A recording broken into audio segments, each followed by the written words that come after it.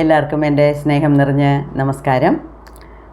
ഇന്നത്തെ വീഡിയോ എന്ന് പറയുന്നത് 221-ാമത്തെയാണ്. മോർ ദാൻ എ ലൈഫ് സദ്ഗുരുവിൻ്റെ ബുക്കിൻ്റെ 11-ാമത്തെ വീഡിയോ ആണ്. അപ്പം ഇതിൽ കുറച്ചുകൂടെ കാര്യങ്ങൾ നോക്കാം. ഇത് സ്കൂൾ ഡേയ്സ് കഴിഞ്ഞ് കോളേജ് ഡേയ്സിലുള്ള കാര്യങ്ങളാണ്. ഓക്കെ, അപ്പം ഈ വീഡിയോയുടെ ടൈറ്റിൽ തന്നെ ഞാൻ പറഞ്ഞിരിക്കുന്നത് ബുക്കിൽ നിന്ന് എടുത്തതാണ്, സദ്ഗുരുവിൻ്റെ വാക്കുകളാണ്. പക്ഷേ എനിക്ക് വളരെ ഇഷ്ടപ്പെട്ടതുകൊണ്ട് ഞാൻ വിചാരിച്ച അത് തന്നെ ടൈറ്റിലായിട്ട് ഇടാവുന്നു. എന്തുവാണോ, life is for living, not for building. അതിൻ്റെ അർത്ഥം എന്തുവാന്ന് വെച്ചാൽ, നമ്മുടെ ജീവിതത്തിനെ നല്ല രീതിയിൽ ആസ്വദിച്ച് ജീവിക്കാനാണ് ദൈവം നമുക്ക് ഒരു നല്ല ജീവിതം തന്നിരിക്കുന്നത്. ബിൽഡിംഗ് എന്ന് വെച്ചാൽ, ബിൽഡിംഗ് എന്ന് വെച്ചാൽ എന്തുവാ, ഒരു ഹൗസ് കൺസ്ട്രക്ട് ചെയ്യുന്നു, അല്ലെങ്കിൽ ഒരു ഓഫീസ് ബിൽഡിംഗ് ചെയ്യുന്നു, അല്ലെങ്കിൽ ഒരു വലിയ കെട്ടിടത്തിനെ നിർമ്മാണിക്കുന്നു. അതുപോലെ ഓരോന്നായിട്ട് നമ്മളുടെ ജീവിതം അങ്ങനെയാണ് ഇപ്പം പോകുന്നത്. ഓരോന്നായിട്ട് ഘട്ടം ഘട്ടമായിട്ട് ഇതിൽ ഈ ഓട്ടപ്പാച്ചലിൽ നമ്മൾ ജീവിക്കാൻ തന്നെ മറക്കുക. അത്രയ്ക്ക് ഓട്ടപ്പാച്ചിലാണ് ഇപ്പം എല്ലാവരും. അങ്ങനെയല്ലാതെ നമ്മൾ ഓരോ നിമിഷവും അതിനെ ആസ്വദിച്ച് നമുക്ക് കിട്ടിയ ഒരു ലൈഫിനെ ആസ്വദിച്ച് ജീവിക്കുക എന്നുള്ളതാണ് സദ്ഗുരുവിൻ്റെ അഡ്വൈസ്. ഇടയിൽ ഒരു സംസാരം വന്നു. അപ്പോൾ ഞാൻ വിചാരിച്ചാൽ അത് തന്നെ ടൈറ്റിലായിട്ട് ഇടാമെന്ന്. എന്താ വെച്ചാൽ ഒരു 5-6 പേജ് വായിച്ചതിൽ എനിക്കതായിരുന്നു ഏറ്റവും ഇഷ്ടപ്പെട്ട ഒരു കാര്യം. ഇതിൽ സദ്ഗുരു +2 കഴിഞ്ഞു, NDAയിൽ പാസ് ആയില്ല, സെലക്ട് ആയില്ല. അപ്പം എല്ലാവർക്കും അടുത്ത ചോദ്യം കോളേജിൽ പോകണമെന്നുള്ളതാണ്. അപ്പം സദ്ഗുരു ഒറ്റപ്പിടി, ഞാൻ അങ്ങനെ റെഗുലർ കോളേജിൽ പോകില്ല. അപ്പം മദ്രാസ് യൂണിവേഴ്സിറ്റി ലൈബ്രറിയുടെ ഒരു സെൽഫ് സ്റ്റഡി പ്രോഗ്രാമുണ്ട്, ഞാൻ അതിൽ പോകും എന്നാണ് പറഞ്ഞത്. സെൽഫ് സ്റ്റഡി പ്രോഗ്രാമിൽ 1 വർഷം കണ്ട് പോയി.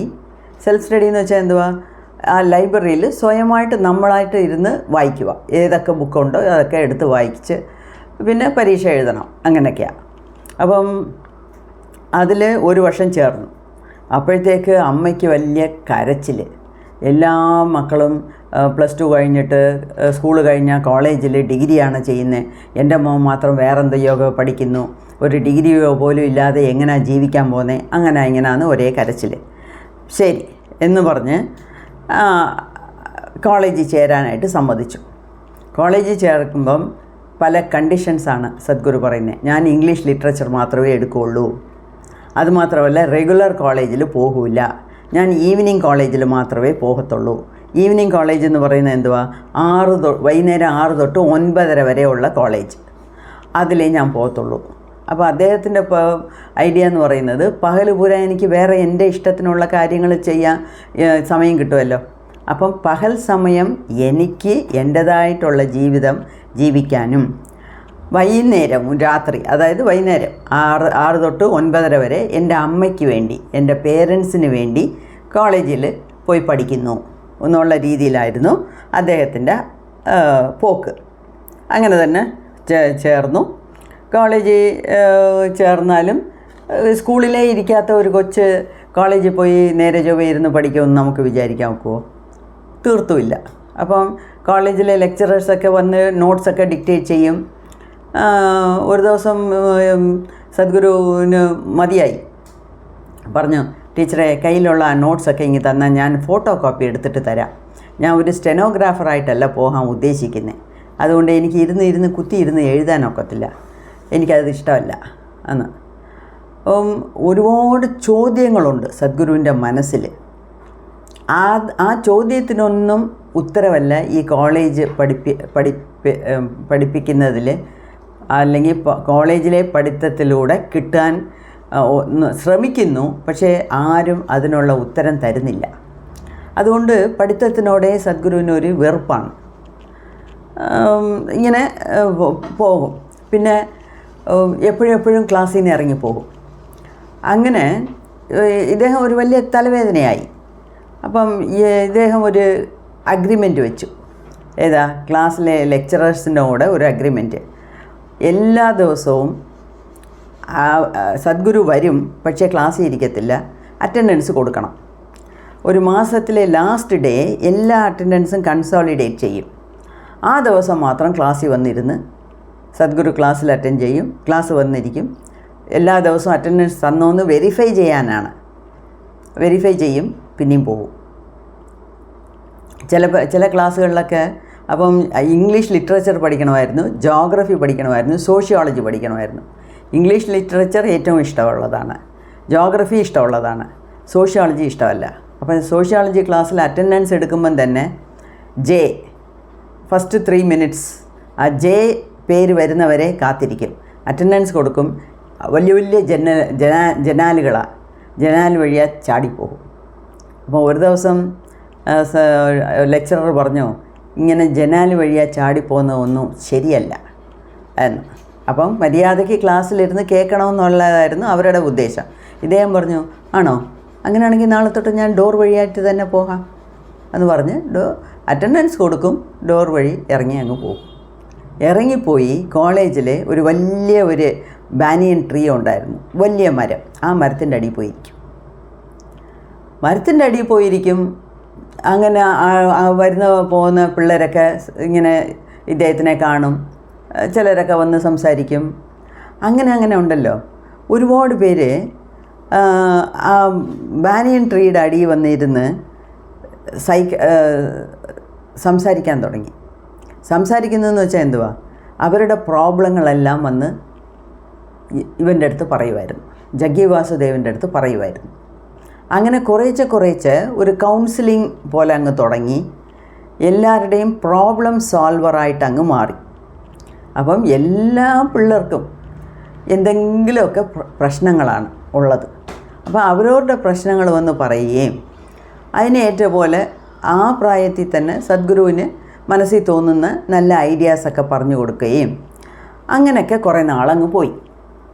അപ്പോൾ ഈ മരത്തിൻ്റെ അടി വന്നിരുന്ന് ഈ സംസാരിക്കുന്ന ആൾക്കാരെല്ലാം കൂടെ ഒന്നിച്ച് ചേർന്ന് ഒരു ബാനിയൻ ട്രീ ക്ലബ്ബ് എന്നൊന്നുണ്ടാക്കി. Banyan tree club. അതിൽ ഈ മോട്ടോർ സൈക്കിൾ ഓടിക്കുന്നവന്മാർക്കൊക്കെ ഭയങ്കര താല്പര്യമാണ് സദ്ഗുരുവിൻ്റെ കൂടെ പോകാൻ. അപ്പോൾ അവരെല്ലാവരും കൂടെ ചേർന്ന് ആ ബാനിയൻ ട്രീ ക്ലബ്ബിൽ മെമ്പറായി. അവർ കുറേ മാഗസീനൊക്കെ ഇറക്കി. അങ്ങനെ കുറേ നാൾ അങ്ങനെയൊക്കെ പോയി. പിന്നെ അദ്ദേഹം പറയുന്നത്, നമ്മൾ ആരാന്നുള്ളത് വെച്ചായിരിക്കും നമുക്ക് ജീവിതം എങ്ങനെയാണെന്ന് പോകുന്നത്. അതായത് നമ്മളുടെ കയ്യിൽ ഒരു 10 ഡിഗ്രി ഉള്ളതുകൊണ്ട് നമുക്ക് നല്ല ജീവിതം കിട്ടണമെന്നില്ല. നമ്മളുടെ ജീവിതം കതവ് തുറക്കുന്നത്, ജീവിതം എന്നുള്ള കതവ് തുറക്കുന്നത് നമ്മളുടെ ഉള്ളിൽ നമ്മൾ ആരാ എന്നുള്ളത് വെച്ചാണ് നമുക്ക് നമ്മളുടെ ജീവിതം കിട്ടുന്നത് എന്നൊക്കെയാണ് അദ്ദേഹം പറയുന്നത്. പിന്നെ അപ്പോഴും ഒരുപാട് വോളണ്ടിയറിങ് കാര്യങ്ങളൊക്കെ ചെയ്യും. ഒരു പ്രാവശ്യം റോഡിൽ ഒരാൾ ആക്സിഡൻ്റായി, ഈ തല ഓട് തെറിച്ച് 2-3 പീസുകളായിട്ട് കിടന്നു. അപ്പോൾ അത് കണ്ടപ്പം സദ്ഗുരുവിന് ഭയങ്കര പ്രയാസമായിപ്പോയി. ഓടിപ്പോയി ആ പീസുകളെല്ലാം, മണ്ടേ ഓടിൻ്റെ പീസുകളാണ് ചിതറിക്കിടക്കുന്നത്. 2-3 പീസൊക്കെ അവിടെ കിടക്കുന്നതെല്ലാം വലിച്ച് എടുത്തിട്ട് പോക്കറ്റ് ഇട്ടുകൊണ്ട് എങ്ങനെയൊക്കെയോ കഷ്ടപ്പെട്ട്, ആരാന്ന് പോലും അറിഞ്ഞൂടാ, അയാളെ കൊണ്ടുപോയി ഹോസ്പിറ്റലിൽ ചേർത്തിട്ട് എങ്ങനെയൊക്കെയോ കഷ്ടപ്പെട്ട് ഒരു ഫുൾ ഡേ അതിൻ്റെ പുറയിലായിരുന്നു. അതെല്ലാം കഴിഞ്ഞ് ഭയങ്കരമായിട്ട് തളർന്ന് വീട്ടിൽ വന്ന് കുളിക്കാൻ കയറിയപ്പോഴാണ് ഈ പോക്കറ്റിൽ മണ്ടേ ഓട്ടിൻ്റെ പീസുകൾ കിടക്കുന്നതും അത് ഡോക്ടർക്ക് കൊടുത്തില്ല എന്നും ഓർക്കുന്നത്. പീസുകളൊക്കെ കൊടുത്താലേ ചേർത്ത് വെച്ചൊക്കെ ചെയ്യുന്നത് വലിയ പാട്. പീസുകൾ കൊടുത്തില്ലല്ലോ, അയ്യോ ഇത് എൻ്റെ പോക്കറ്റിലല്ലേ കിടക്കുന്നത്. ഉടനെ ഓടി ഹോസ്പിറ്റലിൽ പോയി കൊടുത്തപ്പോഴത്തേക്ക് വെച്ചേരെ, എന്തായിരുന്നാലും ഞങ്ങൾ ബാൻഡേജ് ഇട്ട് വെച്ചിട്ടുണ്ട് എന്ന് പറഞ്ഞു. അങ്ങനെ പിന്നെ മൈസൂരിൽ നിന്ന് അയാളെ ബാംഗ്ലൂരിലോട്ട് മാറ്റാൻ വേണ്ടി, ഓപ്പറേഷൻ ചെയ്യാനോ ഇതിനോ മാറ്റാൻ വേണ്ടി നോക്കിയപ്പം ഓൺ ദ വേ തന്നെ അവൻ മരിച്ചു. അങ്ങനെ എല്ലാവരെയും സഹായിക്കുന്ന ഗുണം അപ്പോഴേ ഉണ്ടായിരുന്നു. അതല്ലാതെ ഒരു ആ പ്രായത്തിൻ്റെതായ ഉള്ള ഒരു സ്വഭാവം ഉണ്ടല്ലോ. ഒരു മുസ്ലിം പെണ്ണിനെ സ്നേഹിച്ചു. 2-3 വർഷം ആർക്കും അറിയാതെ അവരുടെ സ്നേഹം നല്ല രീതിയിൽ പൊയ്ക്കൊണ്ടിരുന്നു. പിന്നെ ആ പെണ്ണിൻ്റെ വീട്ടുകാർ കല്യാണം കഴിച്ച പെണ്ണിനെ വേറെ സ്ഥലത്ത് അവരുടെ ജാതിയിലോ ആരുടെയെങ്കിലും കെട്ടിച്ചു വെച്ച് കാണും. അതോടുകൂടി സദ്ഗുരുവിന് വലിയ ഒരു പ്രയാസമായിപ്പോയി. പിന്നെ ഒരുപാട് പേര് ഇങ്ങനെ ഗേൾ ഫ്രണ്ട്സൊക്കെ ഉണ്ട്, ഇല്ലയെന്നല്ല. പക്ഷേ ആരും തന്നെ അങ്ങനെ ഒരു ലൈഫ് പാർട്ട്ണറായിട്ട് ജീവിത പങ്കാളിയായിട്ടൊക്കെ വരാനുള്ള ആർക്കും ഒരു താല്പര്യമൊന്നും ഇല്ലായിരുന്നു. പിന്നെ കുറേ നാൾ കഴിഞ്ഞാണ് സദ്ഗുരു വെളിയിൽ പറഞ്ഞത്, ആ മുസ്ലിം പെണ്ണ് ഈ ബിൽവ എന്നുള്ള ഫസ്റ്റ് 2-3 ജന്മത്തിന് മുമ്പേ ഉള്ള ബിൽവ എന്നുള്ള ഒരു കീഴ്ജാതിയിലുള്ള ആളായിട്ട് ജനിച്ചു. ശാംഭവി എന്നൊരു പെണ്ണിനെ, ബ്രാഹ്മിൺ പെണ്ണിനെ സ്നേഹിച്ചു. അതുകൊണ്ടാണല്ലോ പാമ്പിനെ വെച്ച് കടുപ്പിച്ച് കൊന്നത്. അപ്പം ഈ മുസ്ലിം പെണ്ണ് ആ ശാംഭവിയുടെ അതേ ചായൽ, അതേ ഹൈറ്റ്, അതേ വെയ്റ്റ്, അതേ സംസാരം. അപ്പം ആ ഒരു ജന്മമായിരിക്കും, ആ ഒരു ആത്മാവായിരിക്കും, ശാംഭവിയുടെ ആത്മാവായിരിക്കും ഈ ജന്മത്ത് മുസ്ലിമായിട്ട് ജനിച്ചതും. എന്നാലും ആ ജന്മത്തിൽ തീരാത്ത ഒരു സ്നേഹമായിരിക്കും ഇവർ തമ്മിൽ ഈ ജന്മത്തും ഉണ്ടായത് എന്നാണ് സദ്ഗുരു പറയുന്നത്. അതായത് ഇതിലെന്തുവാ നമ്മൾ മനസ്സിലാക്കേണ്ടതെന്ന് വെച്ചാൽ, ഈ ജന്മത്ത് നമ്മൾ ഏത് വീട്ടിൽ ജനിക്കുന്നു, ആരുടെ ഏത് അമ്മയുടെ അച്ഛൻ്റെയും വയറ്റിലാണ് മകളായിട്ടോ മകനായിട്ടോ ജനിക്കേണ്ടത്, നമ്മളുടെ കൂടപ്പിറപ്പുകൾ എത്ര, ഏത് അമ്മുമ്മയാണ്, ഏത് അപ്പൂപ്പനാണ്, ആരാണ് നമ്മുടെ ജീവിത പങ്കാളി, ഇവരെല്ലാം നമ്മുടെ കൊച്ചച്ഛൻ, ചിറ്റപ്പൻ, കുഞ്ഞമ്മ, അപ്പച്ചി, ഈ ബന്ധങ്ങളെല്ലാമേ ഒരു റിപ്പീറ്റ് ബന്ധങ്ങളാണ്.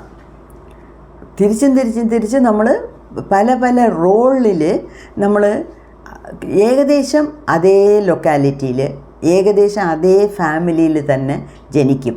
അങ്ങനെ അല്ലെങ്കിൽ കുറേ നാൾ കഴിഞ്ഞ് ആ ഫാമിലിയോട് ഒരു ബന്ധം ഉണ്ടാകും. അപ്പം സദ്ഗുരുവിന് ഒരു മുസ്ലിം പെണ്ണിനെ സ്നേഹിക്കണമെന്നുണ്ടെങ്കിൽ അത് ഏതോ ഒരു ജന്മത്തിൻ്റെ ഒരു തുടർച്ചയാണ് എന്നുള്ളതാണ് സദ്ഗുരുവിൻ്റെ നിഗമനം. പിന്നെ ഒരു പ്രാവശ്യം പിന്നെ റിസൾട്ട് വന്നപ്പം സെക്കൻഡ് ഇയർ പഠിച്ചുകൊണ്ടിരുന്നപ്പം അവിടെ ഒരു ഇൻ്റർ യൂണിവേഴ്സിറ്റി ഫുട്ബോൾ മാച്ച് നടക്കുന്നു.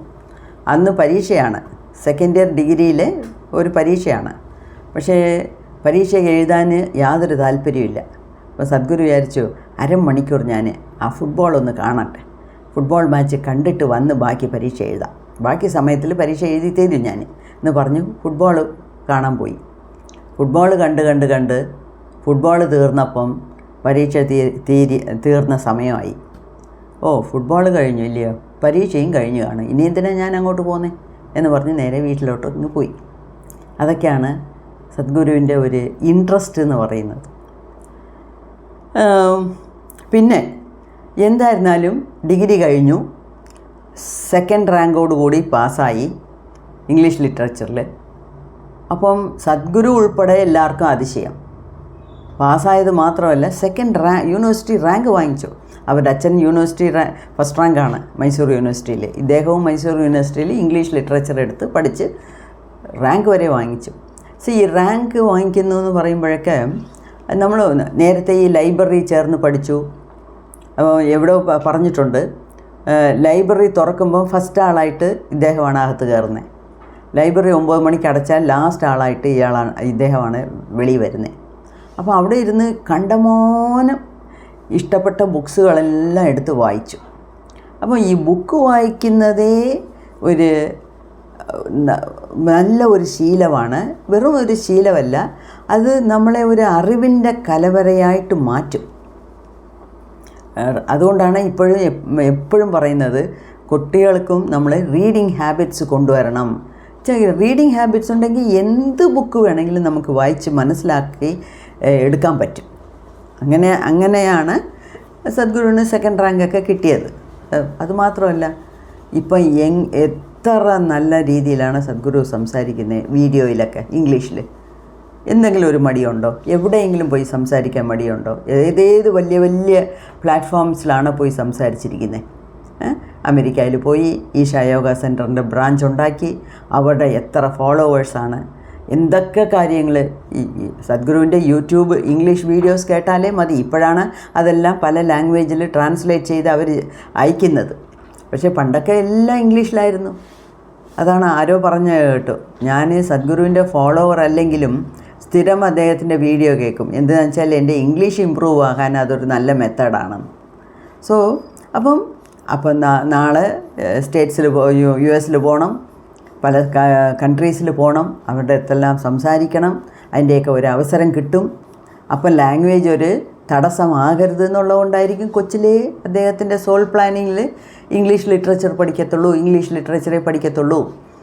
മറ്റെവിടെ ഈ സയൻസ് ലാബിൽ പോയി ടെസ്റ്റ് ചെയ്യുക, എക്സ്പെരിമെൻറ്റ് ചെയ്യുക, ഒരിടത്ത് പിടിച്ചിരുത്താൻ ഒക്കാത്ത ഒരു പ്രകൃതമാണ് ഈ പയ്യന്. സ്കൂളിലും ശരി, കോളേജിലും ശരി. അങ്ങനെ എന്തായിരുന്നാലും നല്ല മാർക്കോടുകൂടി പാസ്സായി. എൻ്റെ മോന് ഒരു ഡിഗ്രി കിട്ടി. ഇനി അടുത്തത് PG ചെയ്യുമോ? നോ, വലിയ ഒരു നോ, നത്തിങ് ഡൂയിങ്, ചെയ്യൂല. പിന്നെ എന്താ ചെയ്യാൻ പോകുന്നു? ഞാൻ കാശ് സമ്പാദിക്കാൻ പോകുന്നു. അപ്പോൾ ഇദ്ദേഹം ഒരു പ്രാവശ്യം നേപ്പാൾ വരെ പോയി മോട്ടോർ ബൈക്കിൽ. നേപ്പാൾ ബോർഡർ വന്നപ്പം അവർ വിട്ടില്ല. അപ്പം കുറച്ച് പേപ്പേഴ്സൊക്കെ വേണം, ആ പേപ്പേഴ്സൊന്നും ഇല്ലെങ്കിൽ വിടത്തില്ല എന്നൊക്കെ പറഞ്ഞു. അപ്പം സദ്ഗുരുവിന് മനസ്സിൽ തോന്നിയത്, ഞാൻ കുറേ കൂടെ പണം സമ്പാദിക്കണം. പണം ഉണ്ടെങ്കിൽ ഈ പേപ്പേഴ്സൊക്കെ ഉണ്ടാക്കാം. പേപ്പേഴ്സും കൊണ്ട് എനിക്ക് ഈ ലോകത്ത് ഏത് മൂലയ്ക്ക് വേണമെങ്കിലും ഞാൻ ആഗ്രഹിക്കുന്ന സ്ഥലത്തൊക്കെ എനിക്ക് പോകാൻ പറ്റും. അപ്പോൾ അതിന് മെയിനായിട്ട് വേണ്ടിയത് പണമാണ് എന്ന്. ഒരു ഡിഗ്രി ഉണ്ട്, അതിന് പിന്നെ ഇനിയും ഉണ്ടാക്കേണ്ടത് പണമാണ് എന്ന് പറഞ്ഞു. അപ്പോൾ അവരുടെ അമ്മയച്ഛനും ചോദിച്ചു, വാട്ട് ഈസ് നെക്സ്റ്റ്, എന്ത് ചെയ്യാൻ പോകുന്നു എന്ന് ചോദിച്ചപ്പം, ഞാനൊരു പോൾട്രി ഫാമിംഗ് തുടങ്ങാൻ പോവാണ്. ഈ പോൾട്രി ഫാമിംഗ് എന്ന് വെച്ചാൽ ഈ കോഴികളെയൊക്കെ, കോഴി, വാൻകോഴി, അതിനെയൊക്കെ പിടിച്ച് 1000 കോഴികളെ പിടിച്ച് വളർത്തുക, അതിൻ്റെ മുട്ട എടുക്കുക, അതിൻ്റെ മുട്ട എടുത്ത് വിൽക്കുക, കാശുണ്ടാക്കുക, അതാണ് പോൾട്രി ഫാമിംഗ്. അപ്പോൾ അത് ഞാൻ ചെയ്യാൻ പോവുക. അപ്പം ഡോക്ടർ വാസുദേവന്, അതായത് ജഗ്ഗിയുടെ അച്ഛനൊക്കെ അതൊക്കെ ഒരു തരം താഴ്ന്ന ഒരു ജോലി എന്നാണ് അവരുടെയൊക്കെ വിചാരം. പക്ഷേ സദ്ഗുരുവിന് അങ്ങനെയൊന്നുമില്ല. ഞാൻ നേരെ ചൊവ്വേ ഏതെങ്കിലും നല്ല ഒരു ജോലി ചെയ്യും, കാശുണ്ടാക്കും. അപ്പം ആലോചിച്ച് നോക്കിയപ്പം ഇതിൽ നല്ല ഒരു വരുമാനം വരുന്ന ഒരു തൊഴിലാണ് എന്ന് കണ്ടെത്തിയതുകൊണ്ട് താനെ വീട്ടിൽ നിന്ന് ഒരു 12 കിലോമീറ്റർ ദൂരത്തിൽ ഒരു വലിയ ഒരു സ്ഥലം വാടകയ്ക്കെടുത്ത് അതിൽ ഏകദേശം 3200 കോഴികളെയാണ് വളർത്തത്. അപ്പോൾ അതിനുള്ള ഫെൻസിങ് എല്ലാം സ്വന്തമായിട്ട് തൻ്റെ കൈകൊണ്ട് തന്നെ അതിന് കൂടൊക്കെ ഉണ്ടാക്കി, ഫെൻസിങ്ങൊക്കെ ഇട്ട് അതിലൊരു ചെറിയ മുറി ഉണ്ടാക്കി അവിടെയാണ് ഇദ്ദേഹം കിടന്ന് ഉറങ്ങുന്നത് രാത്രി. അങ്ങനെ കിടക്കുമ്പം അതല്ലാതെ അവിടെ ഒരു രാവിലെ കോഴിക്ക് തീറ്റ ഇടുക, അതിന് ക്ലീൻ ചെയ്യുക, അങ്ങനെ 1-2 ജോലിക്കാരെ വെച്ചിട്ടുണ്ട്. ബാക്കിയെല്ലാം സ്വയം ചെയ്യും. പിന്നെ അവിടെ ഒരു വലിയൊരു മരം ഉണ്ടായിരുന്നു. ആ മരത്തിൽ കയറിയിരിക്കും. വലുതായ പിന്നിടും. ഈ കൊച്ചിലെ സ്കൂൾ ടൈമിൽ എന്ത് കാണിച്ചോ അത് തന്നെയാണ്. ആ മരത്തിൽ കയറിയിരുന്ന് ഇങ്ങനെ കണ്ണടച്ച് മെഡിറ്റേഷനിലോട്ടങ്ങ് പോകും. എത്ര മണിക്കൂർ വേണമെങ്കിലും അങ്ങനെ ഇരിക്കും. അപ്പം ഇതൊക്കെ അപ്പം 13 വയസ്സിലെ യോഗാസനാസ് ചെയ്തു തുടങ്ങി, പ്രാണായാമം ചെയ്തു തുടങ്ങി. അതിന് പിന്നെ ഉള്ളതാണ് ഈ മെഡിറ്റേഷൻ. അപ്പം ഇപ്പം യോഗാസനയും പ്രാണായാമവും ചെയ്യുന്നതിൻ്റെ കൂടെ മെഡിറ്റേഷനും ചെയ്യാൻ തുടങ്ങി. അപ്പം മണിക്കൂറുകൾ മരത്തിൻ്റെ മേളിൽ കയറിയിരുന്ന് ഇങ്ങനെ കണ്ണു അടച്ചിരിക്കും. ആ മെഡിറ്റേറ്റീവ് സ്റ്റേറ്റിൽ തന്നെത്താനെ അങ്ങ് പോകും. എന്നുവെച്ചാൽ ഇതൊക്കെ മുൻജന്മത്തെ വാസനയാണ്. ഇതിലാരും പറഞ്ഞു കൊടുക്കേണ്ട കാര്യമില്ല. മിണ്ടാതെ കണ്ണടച്ച് വായും അടച്ച് ഒരു സ്ഥലത്ത് മിണ്ടാതിരുന്നാൽ തന്നെത്താനെ അദ്ദേഹത്തിൻ്റെ മനസ്സ് മെഡിറ്റേറ്റീവ് സ്റ്റേറ്റിലോട്ട് അങ്ങ് പോകും. അങ്ങനെയൊക്കെ ലൈഫിനെ എൻജോയ് ചെയ്തുകൊണ്ടിരുന്നു. അതുമാത്രമല്ല, ഒരു 10-12 കോബ്രാസ്, നല്ല പാമ്പ്, അല്ലാതെ കുറേ വിഷപ്പാമ്പുകൾ അദ്ദേഹത്തിൻ്റെ മുറിയിൽ കിടക്കും. അദ്ദേഹത്തിൻ്റെ ബെഡിൻ്റെ ബ്ലാങ്കറ്റിൻ്റെ അടിയിലൊക്കെയാണ് ഈ പാമ്പുകൾ വന്ന് കിടന്നുറങ്ങുന്നത് രാത്രി. പകലെല്ലാം അങ്ങോട്ടും ഇങ്ങോട്ടും ആ മുറിയിൽ തന്നെ ഇഴഞ്ഞുകൊണ്ടിരിക്കും. 12 കോബ്രാസ്, ആലോചിച്ച് നോക്കിയേ. 12 നല്ല പാമ്പ്, അല്ലാതെ വൈപ്പേഴ്സ് എന്ന് പറയുന്നത് അതിനേക്കാട്ടിലും വിഷമുള്ളതാണ്. അതായത് അദ്ദേഹം പറയുന്നത് കോബ്ര അല്ലെങ്കിൽ ഒരു നല്ല പാമ്പ് കടിച്ചാൽ മരിക്കാൻ ഒരു 6 മണിക്കൂറാകും. ഈ വൈപ്പേഴ്സ് എന്ന് പറയുന്നത് അതിനേക്കാട്ടിലും വിഷമുള്ളതാണ്. 2 മണിക്കൂറിൽ മരണം തീർച്ചയായിട്ടും സംഭവിച്ചിരിക്കും. അങ്ങനത്തെ പാമ്പുകളുടെ ഇടയിലാണ് സദ്ഗുരു ആ ചെറിയ മുറിയിൽ, പോൾട്രി ഫാമിങ്ങിൻ്റെ മുറി, തനക്ക് ഉണ്ടാക്കിയ ഒരു മുറിയിൽ കിടന്നുറങ്ങുന്നത്. അപ്പം അതിൽ സദ്ഗുരു പറയുന്നത്, എനിക്ക് ഈ പാമ്പുകളുടെ ഇടയിൽ എന്ന് വെച്ചാൽ പാമ്പുകൾക്ക് അനങ്ങാതിരിക്കാൻ, അവരെ ഡിസ്റ്റർബ് ചെയ്താൽ നമ്മളെ കൊത്തിക്കളയും. അതാണല്ലോ അതിൻ്റെ സ്വഭാവം. ഇപ്പം നമ്മൾ വീട്ടിൽ പൂച്ചയെ വളർക്കുമ്പോഴും പൂച്ചയ്ക്ക് പാല് കൊടുക്കും, ചോറ് കൊടുക്കും, മറ്റേ മാംസങ്ങളൊക്കെ ഇട്ട് കൊടുക്കും, എല്ലാം സന്തോഷമായിട്ട് കഴിക്കും. പക്ഷെ അതിൻ്റെ വാലിലൊന്ന് ചവിട്ടി നോക്കണം, ഒട്ടനെ തിരിച്ച് കടിക്കും. അതാണ് ആനിമൽ ഇൻസ്റ്റിങ്ക്റ്റ് എന്ന് പറയുന്നത്. മൃഗത്തിൻ്റെ സ്വഭാവം അതാണ്. അതുപോലെ ഈ പാമ്പുകളെല്ലാം ഉണ്ട്. ബ്ലാങ്കറ്റ്, സദ്ഗുരുവിൻ്റെ ബെഡ്ഷീറ്റിൻ്റെ അടിയിലാണ് അതുങ്ങളെല്ലാം വന്ന് കിടക്കുന്നത്. അപ്പം അറിയാതെ ചവിട്ടിയാൽ പോലും കൊത്തും നമ്മളെ. എന്നുവെച്ചാൽ അതാണ് അതിൻ്റെ സ്വഭാവം. അതിൻ്റെ മേല് നോവിപ്പിച്ചാൽ കൊത്തിയിരിക്കും. അപ്പം ഈ രാത്രി ഇടയിൽ എണ്ണിക്കാനോ ഒന്ന് വെളിയിൽ പോകാനോ അല്ലെങ്കിൽ വെള്ളം കുടിക്കാനോ ഉണർന്നാൽ പോലും അത്രയ്ക്ക് കെയർഫുള്ളായിട്ട് നടക്കണം. എന്നാലും പാമ്പുകളെല്ലാം മാറ്റി നിർത്തുന്ന പരിപാടിയില്ല. അപ്പം അതിലിരുന്ന് എന്തുവാ മനസ്സിലാവുന്നതെന്ന് വെച്ചാൽ, ഈ വളരെ അവയർനെസ്സോടുകൂടി ഉറങ്ങാൻ പഠിച്ചു. അത് നല്ല ഉറക്കം, രാത്രി ഉറങ്ങും, അതേ സമയത്ത് അങ്ങോട്ടും ഇങ്ങോട്ടും അനങ്ങരുത്, ഒരു പാമ്പിനെയും നമ്മൾ ഡിസ്റ്റർബ് ചെയ്യരുത് എന്നുള്ള ബോധത്തോടാണ് കൂടി ഉറങ്ങുന്നത്. അപ്പം ഇതൊക്കെ കൂടെ സദ്ഗുരുവിനെ വലിയ ഒരു മഹാനാക്കാൻ കിട്ടിയ അവസരങ്ങളാണ്. ഇപ്പം ഞാൻ നേരത്തെ ഒരു വീഡിയോയിൽ പറഞ്ഞിട്ടുണ്ട്, 100% മൈൻഡ്ഫുൾനെസ്. നമുക്ക് മുക്തി കിട്ടണമെന്നുണ്ടെങ്കിൽ 100% മൈൻഡ്ഫുൾനെസ് എന്ന് വെച്ചാൽ എന്തുവാ? നമ്മൾ ഏത് കാര്യം ചെയ്യുന്നോ അതിലുള്ള ശ്രദ്ധ, ആ ശ്രദ്ധ അങ്ങോട്ടും ഇങ്ങോട്ടും മാറിപ്പോകരുത്. അതേ കോൺസെൻട്രേഷനിൽ ചെയ്യണം. അപ്പോഴേ നമുക്ക് ഈ ധ്യാനം, സമാധി എന്നുള്ള കാര്യങ്ങളൊക്കെ കിട്ടത്തുള്ളൂ. അപ്പം അങ്ങനെ ഈ 10-12 നല്ല പാമ്പുകളും 10-15 ഈ വൈപ്പേഴ്സിൻ്റെയും ഇടയിൽ കിടന്ന് ഉറങ്ങുന്നു എന്നൊക്കെ വിചാരിക്കുമ്പോഴേ ആലോചിച്ച് നോക്കണം എങ്ങനെ അത് സാധിക്കുന്നു എന്ന്. അപ്പോൾ ഇത്രയും പകലൊക്കെ ജോലി ചെയ്തിട്ട് വന്ന് കിടക്കുമ്പോഴും രാത്രി എല്ലാം ഈ കട്ടിലിൻ്റെ അടിയിലോ ബ്ലാങ്കറ്റിൻ്റെ അടിയിലോ അവിടെ ഇവിടെയൊക്കെ ആയിരിക്കും ഈ പാമ്പുകൾ ചുറ്റിയിലും. അതിൻ്റെ ഇടയിലാണ് കിടന്ന് ഉറങ്ങുന്നത്. അപ്പം അത്രയും ബോധത്തോടു കൂടി ഉറങ്ങാൻ ഈ പാമ്പുകൾ എന്നെ പഠിപ്പിച്ചു എന്നാണ് പറയുന്നത്.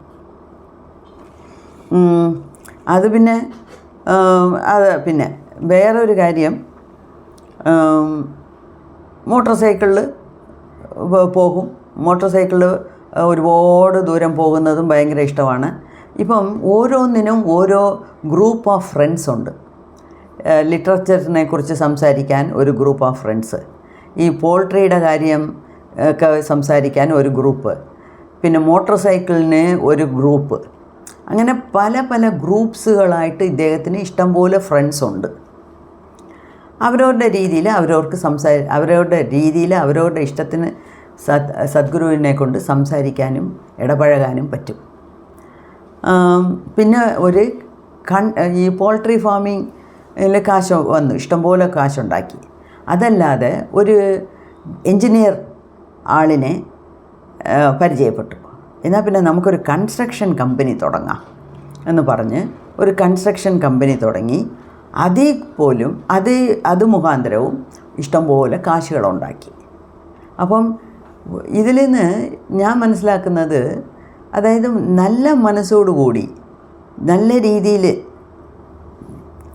ഒരു ദൈവചിന്തയും ഒരു പൂജയും പുനസ്കാരവും ഒന്നുമില്ല, എന്നാലും ആ നേരെ വാ എന്നുള്ള റൂട്ടിലോട്ട് പോകുമ്പം നമുക്ക് എന്ത് ചെയ്താലും അത് നല്ലതായിട്ടേ വന്ന് ഭവിക്കത്തുള്ളൂ എന്നുള്ളതാണ് ഇതിൽ നിന്നൊക്കെ നമ്മൾ മനസ്സിലാക്കി എടുക്കേണ്ടത്. ഓക്കെ, സോ ഇതൊക്കെയാണ് കോളേജ് ഡേയ്സ് കഴിഞ്ഞു. പണം സമ്പാദിക്കാനുള്ള പല വഴികളും നോക്കി. ചില തൊഴിലൊക്കെ തുടങ്ങി പൊളിഞ്ഞു പോയിട്ടുണ്ട്. എന്നാലും മിക്കവാറും ഏതേത് തൊഴിൽ തുടങ്ങിയോ അതിലെല്ലാം നല്ലപോലെ കാശുണ്ടാക്കി. സോ എപ്പോഴേ സദ്ഗുരുവിന് കാശിൻ്റെ ഒരു പ്രയാസം വന്നിട്ടേയില്ല. കൊച്ചിലേ തൊട്ട് വലുതാകുന്നവരെ ഇഷ്ടംപോലെ കാശുണ്ടാകും. അങ്ങനെയൊക്കെയാണ് ഇതിനകത്ത് പറഞ്ഞിരിക്കുന്നത്. ശരി, അപ്പം ബാക്കി കാര്യങ്ങൾ അടുത്ത വീഡിയോയിൽ കാണാം. നന്ദി, നമസ്കാരം.